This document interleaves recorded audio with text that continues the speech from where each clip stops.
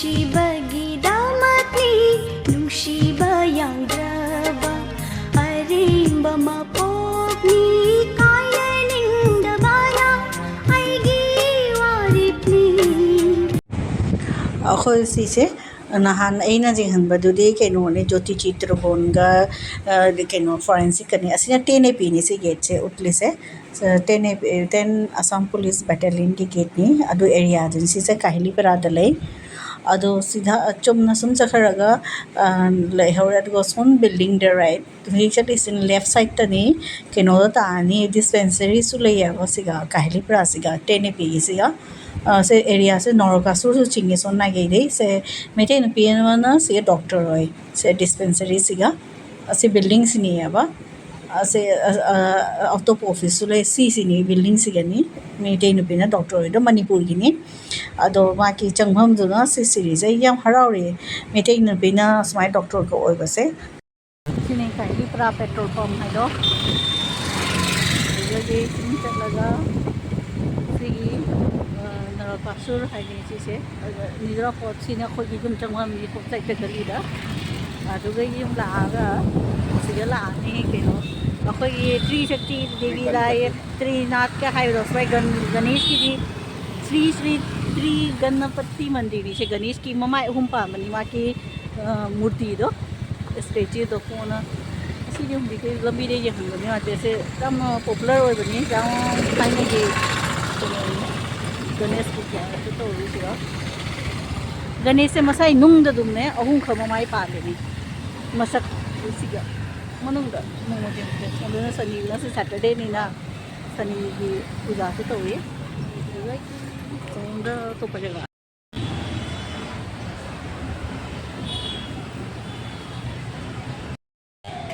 ini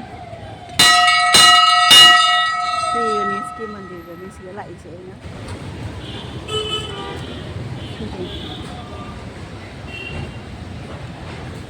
सी गणेश ने ममाई अहुम पांगलो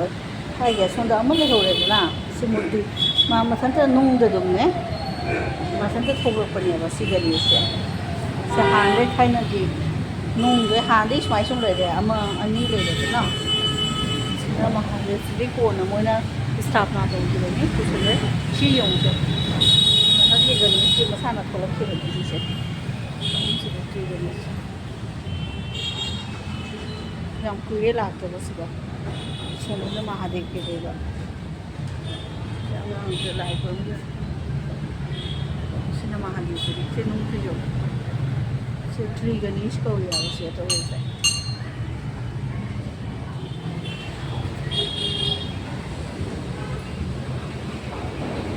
seat Sorok की मपान लेने से लंबी दे चपदी लोई ऊने गेट असम चंगे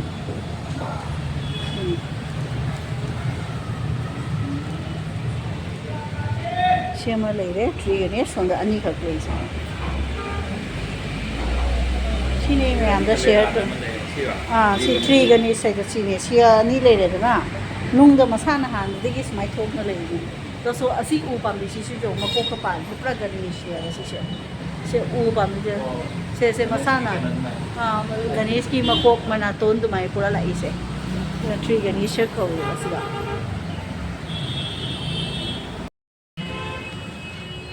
हेलो मैया आई मुझे लाइव पर बस लोरे मैम लाइव असी मंदिर से ने एक क्लब अंतन मैम दे जिंगनी मा तौरेने इ गणेश थाइने के गणेश नि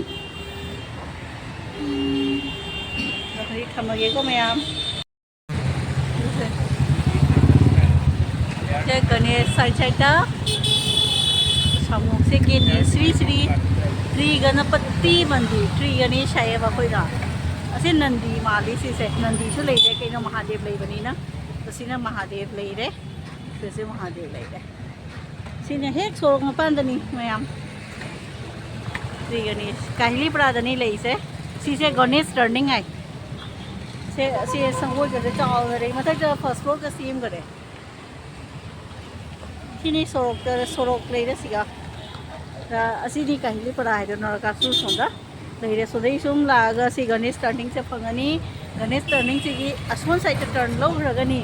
ꯑꯩꯈꯣꯏ ꯄꯥꯋꯔ ꯍꯥꯎꯁꯀ ꯂꯩ 4AP ꯒꯗ ꯂꯩꯕꯗꯣ ꯁꯣꯝ ꯁꯥꯏꯗꯇꯗꯤ ꯁꯤ ꯂꯝꯕꯤꯗꯩ ꯆꯠꯈ꯭ꯔꯒ ꯐꯪꯒꯅꯤ ꯑꯗꯨꯅꯤ ꯃꯌꯥꯝꯒ ꯁꯤꯌꯔ ꯇꯧꯅꯤꯡꯉꯩ ꯇꯧꯔꯕꯅꯤ ꯊꯝꯃꯒꯦ সেইদিনা আপোনাক দেখা পালোঁ নেকি মন্দিৰৰ তাতে নে অঁ মই মাছ মোৰ পৰাই লয় মই বহুত হয় দিনৰ নেকি? পৰাই দিওঁ মাছ সি শামুক আছে মোৰ তাত শামুক পাব ꯑꯣ শামুক ꯁꯣꯞ ꯃꯅꯤꯄꯨꯔꯤ ꯈꯥꯅꯥ ꯑꯁꯤꯅꯤ ꯅꯤꯆꯦ ꯂꯩꯔꯨꯔꯦ ꯁꯤ ꯀꯩꯅꯣꯅꯦ ꯉꯥ ꯃꯆꯥꯁꯦ ꯄꯤꯁꯛ ꯄꯤꯁꯛꯁꯦ ꯑꯩ ꯁꯤꯒꯤ ꯂꯧꯔꯦ ꯁꯤ 1 ꯀꯤꯂꯣꯔꯣꯝ ꯂꯧꯔꯦ ꯑꯩ ꯑꯗꯨꯒ ꯑꯁꯤꯒꯤꯅꯦ ꯊꯔꯣꯏꯁꯨ ꯀꯩꯁꯨ ꯂꯣꯏ ꯐꯪꯉꯦ ꯃꯥꯒꯤꯁꯤꯒ ꯑꯗꯨꯅꯤ ꯑꯩ ꯍꯧꯖꯤꯛ ꯑꯩꯈꯣꯏ ꯃꯥꯟꯗꯣꯞꯇꯩ ꯍꯜꯂꯛꯑꯦ ꯃꯥꯟꯗꯣꯞꯁꯦ ꯁꯣꯟꯗ ꯂꯩꯔꯦ ꯁꯦ ꯃꯟꯗꯤꯔꯁꯦ ꯃꯥꯟꯗꯣꯞꯅꯦ ꯃꯩꯇꯩꯒꯤ ꯀꯦꯀꯨꯔꯥꯅꯒꯔ ꯈꯨꯟꯗꯅꯤꯁꯦ ꯑꯩꯈꯣꯏ ꯏꯅꯧ ꯅꯨꯄꯤ ꯍꯣꯏꯒꯤ ꯌꯨꯝꯗ ꯑꯃꯨꯛ ꯑꯩ ꯀꯥꯈꯠꯂꯤ ꯌꯦꯡꯉꯤ ꯃꯥꯕꯨꯗꯤ ꯂꯩꯇꯦ ꯑꯗꯨꯁꯨ ꯆꯠꯂꯤ ꯍꯦꯜꯂꯣ ꯃꯌꯥꯝ ꯉꯁꯤꯗꯤꯅꯦ ꯁꯟꯗꯦꯁꯨ ꯑꯣꯏꯔꯦ ꯑꯩꯅ ꯀꯦꯀꯨꯔꯥꯅꯒꯔ ꯈꯨꯟꯗ ꯆꯠꯂꯨꯏꯕ ꯑꯩꯈꯣꯏꯗꯤ ꯍꯧꯖꯤꯛ ꯇꯔꯄꯣꯟ ꯌꯧꯔꯕꯅꯤꯅ ꯀꯔꯤ ꯀꯔꯤ ꯋꯥꯔꯤ ꯇꯥꯟꯅꯕ ꯃꯃꯣꯟꯗ ꯑꯗꯨꯒꯤ ꯃꯅꯥꯛꯇ ꯃꯩꯇꯩ ꯈꯨꯜꯂꯛ ꯂꯩ ꯍꯥꯏꯗꯣ ꯍꯥꯏꯗꯤ ꯀꯦꯀꯨꯔꯥꯅꯒꯔꯗꯨꯅꯤꯅꯦ ꯑꯗꯨꯒ ꯊꯔꯣꯏꯁꯨ ꯌꯣꯟꯕ ꯂꯥꯛꯏ ꯉꯥꯁꯨ ꯌꯣꯟꯕ ꯂꯥꯛꯏ ꯑꯩ ꯚꯤꯗꯤꯑꯣ ꯇꯧꯍꯧꯗ꯭ꯔꯦ ꯊꯔꯣꯏ ꯌꯣꯟꯕꯗꯣ ꯉꯥ ꯃꯆꯥꯁꯦ ꯐꯪꯉꯦ ꯉꯁꯤꯗꯤ ꯃꯇꯥ ꯆꯥꯅ ꯑꯗꯣ ꯑꯩ ꯁꯤꯁꯦ ꯀꯩ ꯍꯥꯏ ꯍꯧꯖꯤꯛꯀꯤ ꯑꯣꯟꯂꯤ ꯉꯥꯅꯝ ꯍꯥꯏꯗꯣ ꯑꯩ ꯇꯧꯔꯅꯤꯀꯣ ꯑꯁꯤ ꯍꯪꯂꯥꯒꯁꯦ ꯑꯩꯅ ꯍꯦꯛꯅ ꯔꯦꯗꯤ ꯑꯣꯏꯅ ꯊꯝꯃꯦ ꯁꯤꯁꯦ ꯑꯗꯨꯒ ꯖꯦꯅꯝ ꯍꯥꯞꯆꯤꯜꯂꯅꯤ ꯑꯩ ꯑꯗꯨꯒꯤ ꯑꯩꯅ ꯌꯦꯡꯍꯜꯂꯤꯅꯤ ꯁꯤꯒ ꯃꯌꯥꯝꯗ ꯁꯦ ꯃꯁꯤ ꯅꯣꯏ ꯅꯥꯀꯨꯞꯄꯤꯁꯨ ꯍꯥꯏꯅ ꯖꯦꯅꯝꯁꯦ ꯉꯔꯥꯡꯁꯨ ꯑꯩꯈꯣꯏ ꯏꯅꯦ ꯑꯃꯅ ꯄꯤꯔꯛꯄꯗꯣ ꯑꯗꯨ ꯑꯩꯅ ꯍꯧꯖꯤꯛ ꯂꯣꯏ ꯃꯤꯛꯁ ꯇꯧꯔꯦ ꯊꯨꯝ ꯃꯣꯔꯣꯛ ꯃꯔꯣꯏ ꯌꯥꯏꯉꯪ ꯑꯁꯤ ꯂꯣꯏ ꯍꯥꯞꯄꯦ ꯁꯤꯒ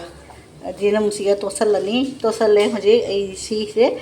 ꯉꯥꯅꯝ ꯍꯥꯏꯗꯣ ꯇꯧꯗꯣꯔꯕꯅꯤ ꯁꯦ ꯈꯔ ꯌꯥꯝꯅ ꯁꯨꯝ ꯇꯧꯔꯦ ꯁꯤꯁꯦ ꯉꯁꯤꯗꯤ ꯈꯔ ꯐꯖꯅ ꯀꯩꯅꯣ ꯑꯩ ꯄꯥꯛꯅꯝ ꯇꯧꯕꯗ ꯑꯥꯏꯗꯤꯌꯥ ꯑꯃ ꯂꯥꯛꯑꯦꯕ ꯀꯌꯥꯝ ꯃꯅꯦ ꯀꯃꯥꯏꯅ ꯇꯧꯔꯒ ꯀꯃꯥꯏꯅ ꯀꯥꯍꯜꯂꯣꯏꯗꯒꯦ ꯍꯥꯏꯁꯦ ꯐꯖꯅ ꯑꯣꯏꯅꯕꯒꯤ ꯍꯥꯏꯅ ꯃꯔꯛꯇ ꯑꯩ ꯆꯦꯛ ꯇꯧꯅꯤ ꯉꯥꯅꯤꯅꯁꯦ ꯃꯨꯟꯗ꯭ꯔꯁꯨ ꯅꯨꯡꯉꯥꯏꯔꯣꯏ ꯑꯗꯨꯒꯤ ꯌꯥꯏꯉꯪꯂꯥꯁꯦ ꯌꯥꯝꯃꯦ ꯑꯩ ꯃꯊꯪꯗ ꯃꯔꯣꯟ ꯂꯣꯟꯕꯅꯤꯅ ꯑꯩ ꯌꯦꯡꯍꯜꯂꯣꯏ ꯈꯔ ꯑꯂꯤꯕꯁꯨ ꯌꯥꯎꯔꯦꯁꯦ ꯍꯥꯏꯗꯤ ꯑꯀꯪꯕꯁꯨ ꯑꯗꯨꯅꯤ ꯁꯤ ꯌꯣꯝꯕꯗ ꯑꯩ ꯌꯦꯡꯍꯜꯂꯔꯣꯏꯀꯣ ꯃꯤ ꯃꯌꯥꯝ ꯇꯜꯂꯝꯃꯅꯤ ꯍꯟꯖꯟꯅ ꯁꯦꯝ ꯄ꯭ꯔꯣꯁꯦꯁꯇꯣ ꯌꯣꯝꯕꯕꯨ ꯁꯨꯝꯇ ꯌꯦꯡꯍꯜ ꯂꯩꯔꯦ ꯍꯥꯏꯅ ꯑꯩꯅ ꯁꯣꯔꯁꯇꯁꯨ ꯄꯤꯈꯤꯕꯅꯦꯕ ꯑꯗꯨꯒꯤ ꯑꯩ ꯍꯧꯖꯤꯛ ꯚꯤꯗꯤꯑꯣꯁꯦ ꯅꯝ ꯂꯩꯔꯗꯤ ꯁꯦ ꯌꯣꯝꯕ ꯁꯪꯉꯔꯣꯏ ꯑꯗꯨꯗꯤ ꯇꯧꯔꯒꯦ ꯍꯧꯖꯤꯛ ꯉꯥꯏꯍꯥꯛꯀꯤ ꯊꯝꯃꯒꯦꯀꯣ ꯍꯧꯖꯤꯛ ꯍꯜꯂꯣ ꯃꯌꯥꯝ ꯉꯥꯅꯝꯁꯦ ꯂꯣꯏꯔꯒ ꯑꯩꯒꯤ ꯀꯩꯅꯣꯒꯤ ꯆꯥꯛꯈꯨꯝꯒꯤ ꯐꯤꯕꯝꯁꯦ ꯌꯦꯡꯉꯨꯁꯦ ꯇꯧꯕꯅ ꯈꯔ ꯃꯅꯥ ꯃꯌꯥꯝꯁꯦ ꯁꯛ ꯌꯥꯝ ꯐꯖꯔꯦ ꯃꯦꯃꯣꯔꯤ ꯂꯩꯅꯕꯅꯤ ꯁꯦ ꯉꯥꯅꯝ ꯇꯧꯈꯤꯕꯒꯤꯅꯤ ꯃꯌꯥꯝ ꯄꯣꯁꯠ ꯉꯥꯅꯝ ꯑꯁꯤ ꯃꯣꯏ ꯉꯥꯅꯝꯁꯦ ꯑꯣꯜꯂꯦ ꯑꯩ ꯌꯥꯝ ꯍꯔꯥꯎꯔꯦ ꯃꯁꯛꯁꯨ ꯐꯖꯔꯦ ꯁꯤꯗꯤ ꯑꯁꯤꯁꯦ ꯑꯁꯣꯝꯒꯤꯁꯦ ꯈꯔ ꯍꯦꯟꯖꯤꯟꯈꯔꯦ ꯁꯤ ꯀꯥꯔꯦ ꯀꯥꯕ ꯍꯥꯏꯗꯤ ꯍꯣꯏꯅ ꯍꯦꯟꯖꯝ ꯑꯩꯅ ꯃꯨꯜꯂꯣꯏꯗ ꯃꯥꯅꯦꯅ ꯈꯟꯕ ꯑꯗꯣ ꯁꯤꯗꯤ ꯀꯥꯔꯦ ꯀꯥꯕ ꯅꯠꯇꯦ ꯑꯁꯤ ꯅꯥꯀꯟ ꯑꯃꯈꯛꯇꯪꯇꯅꯦꯈꯔ ꯀꯩꯅꯣ ꯑꯣꯏꯔꯤꯁꯦ ꯑꯇꯩꯗꯤ ꯂꯣꯏ ꯐꯖꯔꯦ ꯆꯥꯕ ꯌꯥꯔꯦ ꯁꯤ खितंग हेंजनगिबा से मनासे नपसनगरेबा सिगा अइना खरने सुमाय फजना उइ लाउना तो पामी माने खरा चोटना लेबदुदी मुंद माने त खलेबा असिदि जाम फजरे माकी टेक्सचर से जाम फजरे से हावरे टेस्टी होरे तो मैम शेयर टोनी इवें दो साइने कट खरे टेस्टी होय दुगा ए मैम शेयर टोनी सेप सिदि फजदरे कइगिनो हैबने अइना मुल्लबा ने हांगो येंगबदा लागसे केनो जेहिं लागसे मतत तत खरे लास लोइ छलकदा असिनि गी जाखुंगी फिबम ngasiगी हराउरे nganam je phange leiba ngasi tore at least paknam di toba lore ado ji nganam so aina try tore like the first time ni ma'am दोनी थमगे मुझे हेलो मैम सीसे अखोइने मिटै खुलक लाइएबा पाथर कुची है दुगा जारीबन लेकाय थोले कसारगी जारीबन दो अदुगी मैक्सिमम मीसे लै अदुना लंबी दी जाम फतरी नुआइते सीसी जगह लाई अखोइ सी जारीबन लेकाय कौरेबा मैम पाथर कुची दे लइए सीसे ये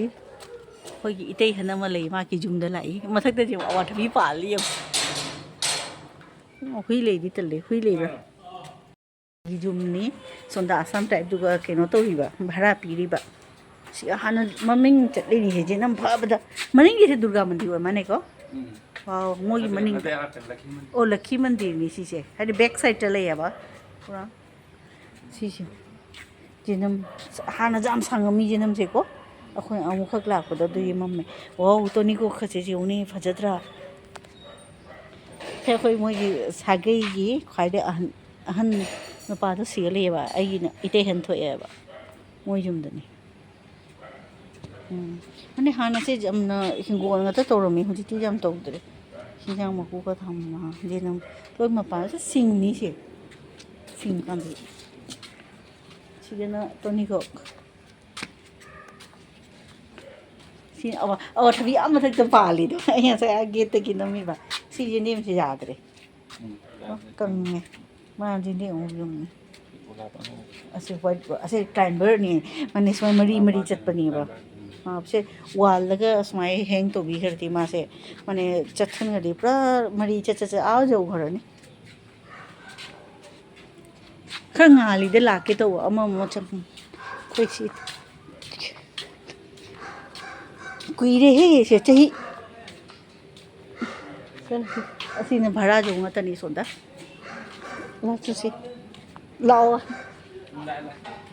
ꯆꯍꯤ ꯑꯃ ꯐꯥꯔꯝꯃꯗ 6 months ꯍꯦꯜꯂꯦꯀꯣ ꯆꯍꯤ ꯑꯃ ꯍꯦꯜꯂꯦ ꯑꯩꯈꯣꯏꯅ ꯁꯤ ꯂꯥꯛꯇꯕ ꯑꯗꯨꯅ ꯀꯨꯏꯔꯦ ꯂꯥꯛꯇꯕ ꯍꯥꯏꯅ ꯂꯥꯛꯏꯅꯤ ꯃꯐꯝꯒꯤ ꯃꯣꯏ ꯁꯤꯁꯤ ꯀꯦꯃꯦꯔꯥ ꯑꯩꯈꯣꯏ ꯂꯥꯛꯄ ꯎꯔꯦ ꯐꯖꯕꯅꯤ